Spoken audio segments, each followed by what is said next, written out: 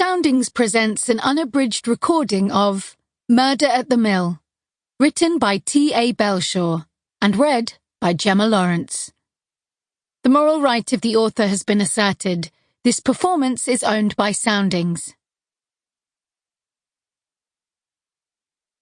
You've been listening to Murder at the Mill, written by T.A. Belshaw and read by Gemma Lawrence.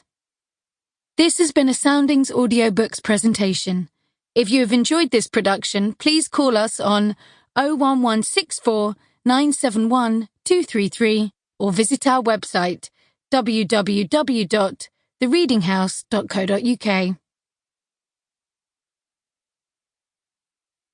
Chapter 1.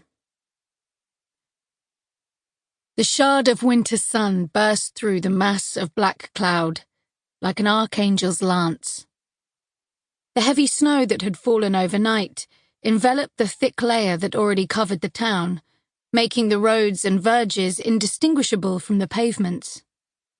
January 1939 had announced itself in spectacular style.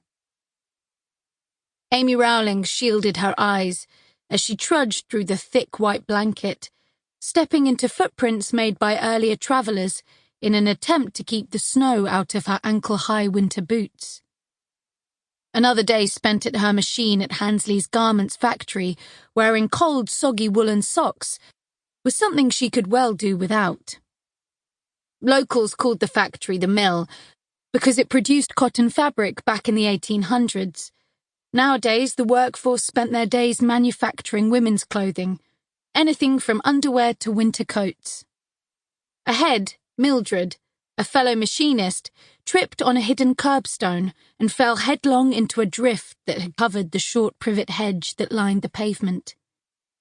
Before Amy could reach her, she picked herself up and, cursing, turned through the huge wrought iron gates into the factory yard, where the snow had already turned into a slushy mess by the 100 pairs of feet that had tramped over it when the night and day shifts changed over.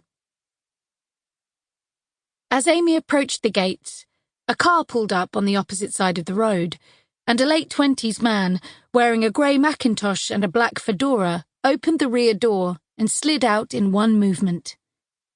He swore, as he realised, too late, that the snow would cover his patent leather brogue shoes, and looking up to the heavens, trudged around the front of the car before nodding to a uniformed policeman.